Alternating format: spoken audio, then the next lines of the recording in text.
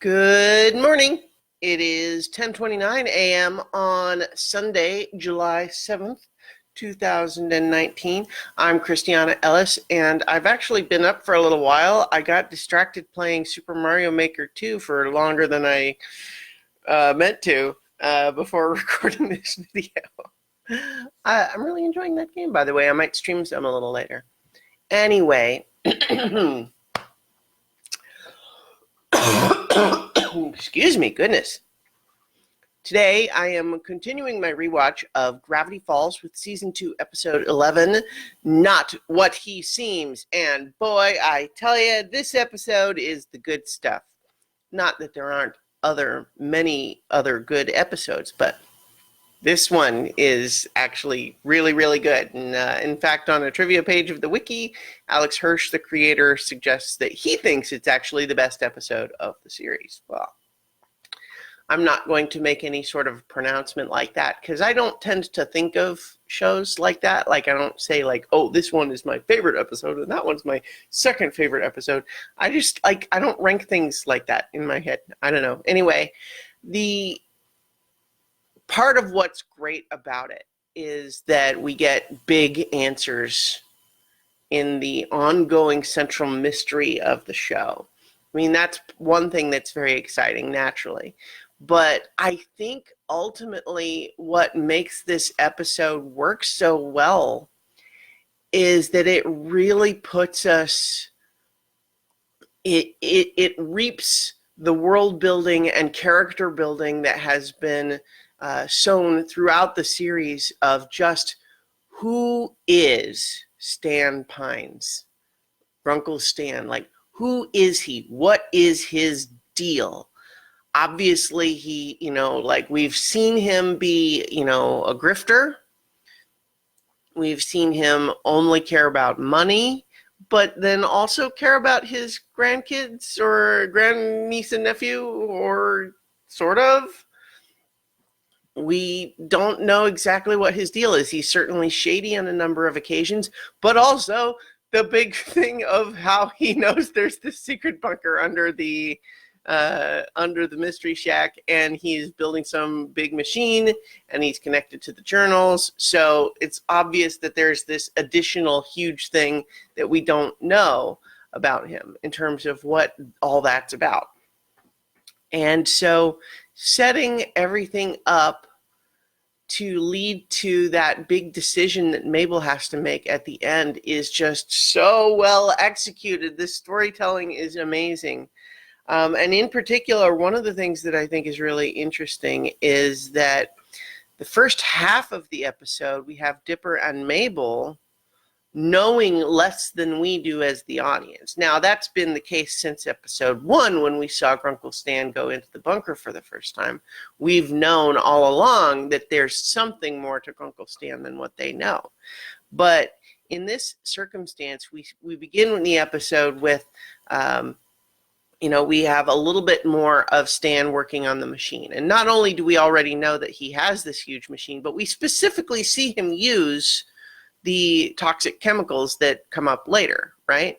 And then he's also, setting his watch with a timer, and it's a reminder that the timer that McGucket found in the last episode was, in fact, hours, not days. I don't know why I didn't remember that was the case. But in any event, we are reminded about the countdown. We know that something big is happening soon with whatever Stan's plan is, right? And yet, we see him conflicted. He wants to tell Dipper and Mabel the truth. He actually starts to try to tell them, but then kind of chickens out. He resolves, no, I'll definitely tell them later today. And then, of course, that's when the government shows up. The Agent Trigger and Agent Powers, who have been tracking everybody for a while, show up again, arrest everybody, take people into custody, and the crime stealing this toxic chemicals. And so what we have for the first half of this episode, though, is Dipper and Mabel.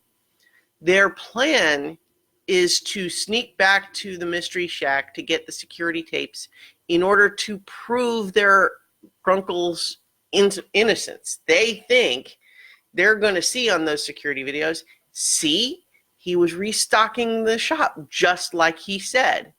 And yet we have them, doing their whole shtick to escape custody from these agents. And in particular, I think it's a good, satisfying gag to have the way they escape be,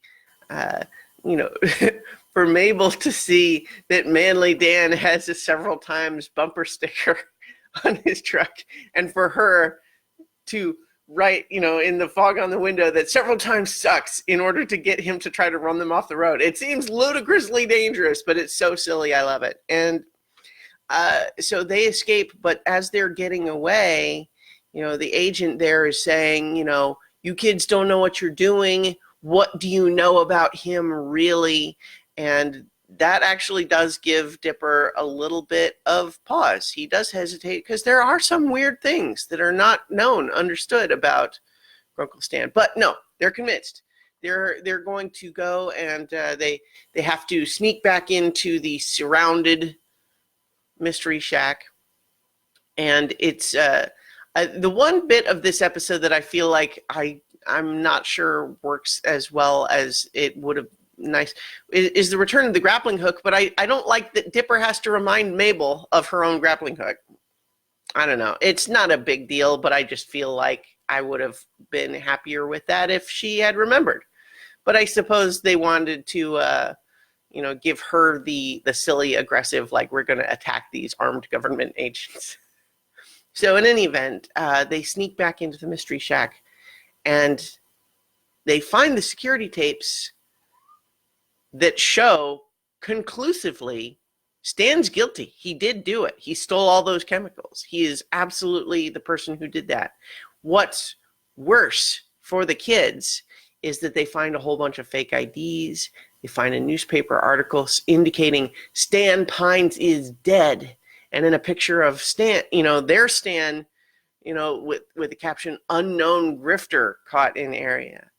And so there seems to be a lot of circumstantial evidence to suggest that maybe the person that they know as Grunkle Stan is not, in fact, Stan Pines at all, but someone who may have killed Stan Pines and taken his place as an imposter.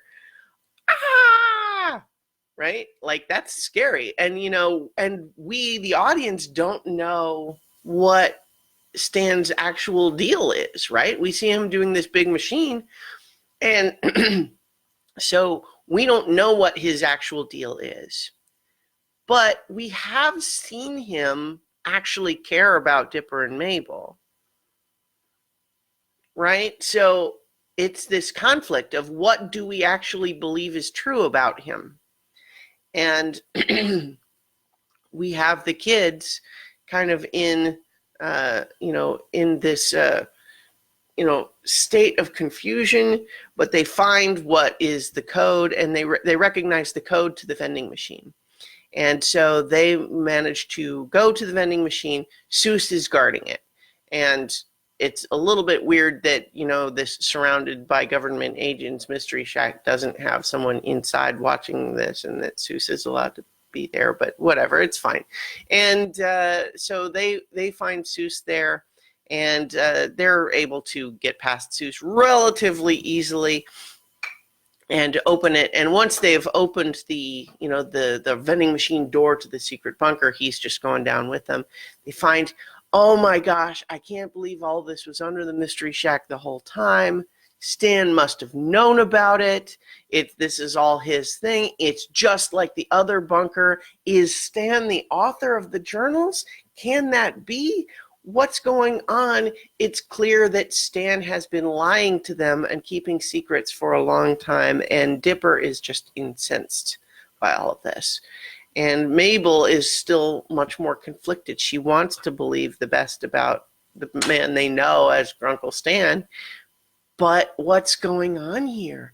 They find this enormous machine with a countdown. They use the secret, the black light to look at the journals and see the messages.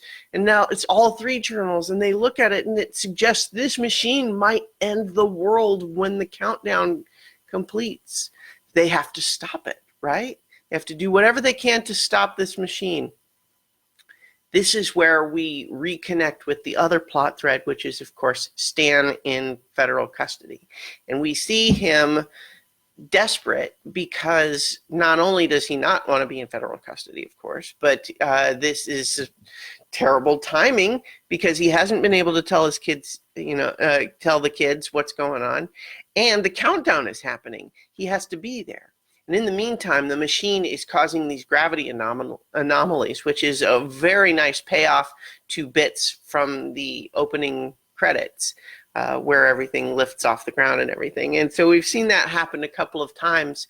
But boy, the action sequence when Stan uses one of those anomalies to escape by zero gravity fighting with the agents in that little police station is great stuff, man. It's just so good. And it's exciting. We still don't totally know what his deal is, but he's desperate to get back because he's got to be there when the countdown finishes. That's very important to him.